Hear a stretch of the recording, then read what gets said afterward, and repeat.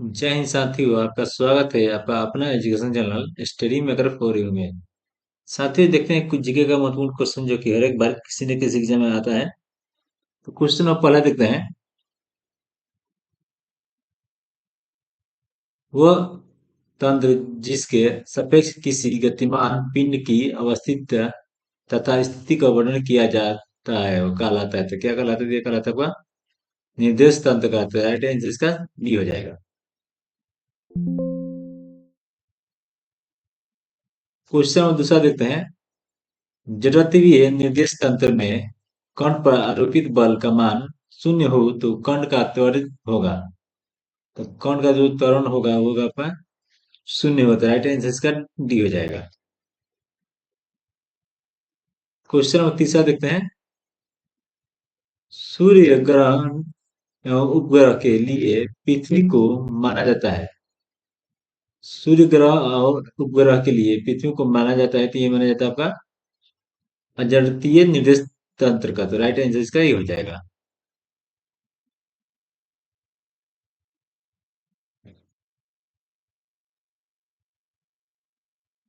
Question number चौथा देखते हैं। यदि किसी वस्तु की स्थिति समय के सापेक्ष परिवर्तित होती है तो वस्तु की स्थिति कहलाती है। तो क्या कहलाती है? ये कहलाती है आपका गतिमान कहलाती है। तो राइट आंसर इसका भी हो जाएगा। क्वेश्चन नंबर 5 देखते हैं। गतिमान रेलगाड़ी में बैठे हुए मनुष्य एक दूसरे को कैसे देखते हैं? यानी गाड़ी चल रही है तो इसमें बैठे जो व्यक्ति होते हैं उसमें एक दूसरे को कैसे देखते हैं? तो ये देखते हैं आपका विरामावस्था में। तो राइट आंसर इसका भी हो जाएगा। क्वेश्चन नंबर छठा देखते हैं। किसी आंतरिक तल पर वस्तु की गति है। किसी आंतरिक तल पर वस्तु की गति है, तो ये हो जाएगा आपका वृत्तीय हो जाएगा। राइट आंसर इसका बी हो जाएगा। क्वेश्चन नंबर सात देखते हैं। घड़ी का दोलक उदाहरण है। घड़ी का दोलक उदाहरण है किस चीज का? तो ये आपका कंपन गति का। तो राइट आंसर इसका बी डी हो जाएगा। क्वेश्चन नंबर आठ देखते हैं। पृथ्वी की अपनी धुरी के प्रति परित गति कहलाती है। पृथ्वी की अपनी धुरी के परित गति कहलाती थी, कहलाती है आपका घूर्णन गति कहलाती है। तो राइट आंसर इसका बी हो जाएगा। क्वेश्चन नंबर 9 देखते हैं।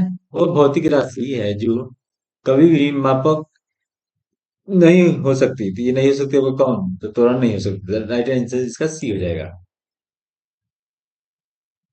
क्वेश्चन नंबर 10 देखते हैं। 10 मीटर बाएं और 10 मीटर दाएं चलने पर विस्थापन होगा। तो विस्थापन कितना होगा? तो ये होगा आपका शून्य हो जाएगा। तो राइट आंसर इसका सी हो जाएगा। क्वेश्चन नंबर 11 देखते हैं। कार 25 सेकेंड में 50 मीटर प्रति सेकंड की चाल प्राप्त करती है। तो दूरी होगी, तो दूरी कितनी की थी? दूरी होगी आपका 2250 मीटर। तो राइट आंसर इसका बी हो जाएगा। क्वेश्चन नंबर 12 देखते हैं। 72 किलोमीटर घंटे की मीटर सेकंड में दशमलव में लिखेंगे कि किस तरह लिखेंगे? तो इसको लिखेंगे अपन 2.0, यानी राइट आंसर इसका सी हो जाएगा। क्वेश्चन नंबर 13 देखते हैं। वस्तु समान समय में असमान दूरी तय करती है। वस्तु जो है समान समय में असमान दूरी तय करती थी, तय करती है आपका असमान। राइट आंसर इसका सी हो जाएगा। क्वेश्चन नंबर 14 देखते हैं। सीधी रेखा में गति करने वाली वस्तु की चाल परिवर्तित होती रहती है। ये होती रहती है आपका असमान होती है। राइट आंसर इसका डी हो जाएगा। क्वेश्चन नंबर 15 देखते हैं। सरल रेखीय गति में वस्तु का वेग किसी भी अंतराल में परिवर्तन शून्य होता है। शून्य होता है वो किस में? तो एक समान में होता है। राइट आंसर इसका डी हो जाएगा। क्वेश्चन नंबर 16 देखते हैं। समान सरल गति में समय के साथ नियत रहता है। तो क्या नियत रहता है? तीन नियत रहता है आपका वेग रहता है। तो राइट आंसर इसका डी हो जाएगा। क्वेश्चन नंबर 17 देखते हैं। समय के साथ विस्थापन के परिवर्तन की दर क्या कहलाता है? तो ये कहलाता है वह चाल कहलाता है। तो राइट आंसर इसका सी हो जाएगा। क्वेश्चन नंबर 18 देखते हैं।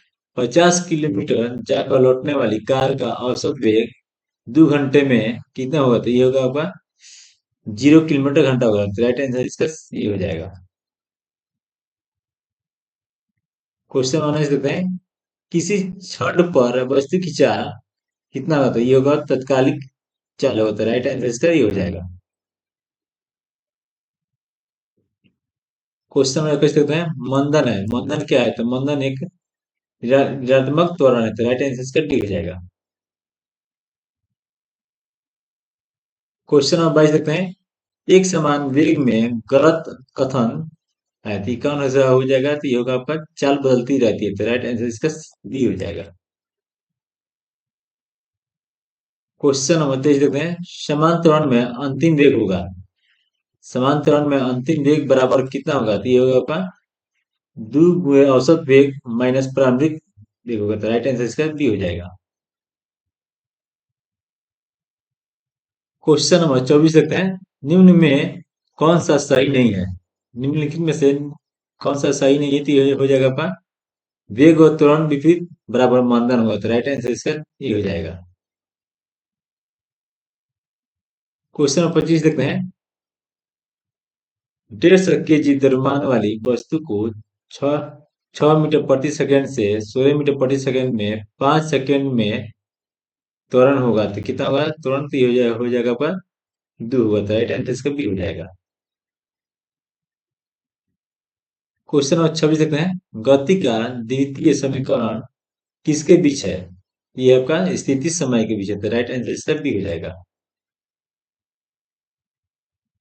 क्वेश्चन नंबर 27 देखते हैं, गलत समीकरण चुनिए। गलत समीकरण कौन सा है? तो ये हो जाएगा आपका 2as बराबर u u square minus v square. तो राइट आंसर इसका ये हो जाएगा।